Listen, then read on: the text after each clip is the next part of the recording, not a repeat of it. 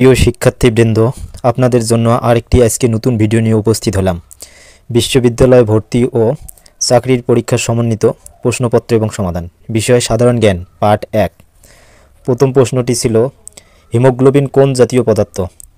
উত্তর ক, আমিষ। 2 নং প্রশ্নটি, নবায়নযোগ্য জ্বালানি কোনটি? উত্তর ক, পরমাণু শক্তি। 3 নং প্রশ্ন, ভারতের সাথে সবচেয়ে দীর্ঘ স্থল সীমান্ত কোন দেশের? উত্তর গ, বাংলাদেশ।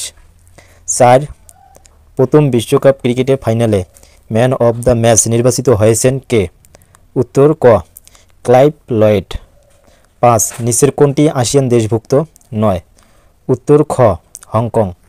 6, মোবাইল ফোনে কোন প্রজন্ম থেকে SMS সেবা চালু হয়? উত্তর খ, দ্বিতীয়।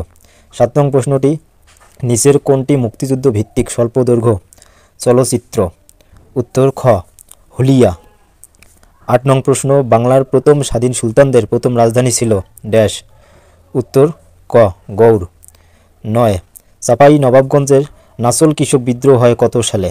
উত্তর গ, 1950 সালে। 10, বাংলাদেশে প্রথম রেল লাইন স্থাপিত হয় হোয়াট চিহ্ন?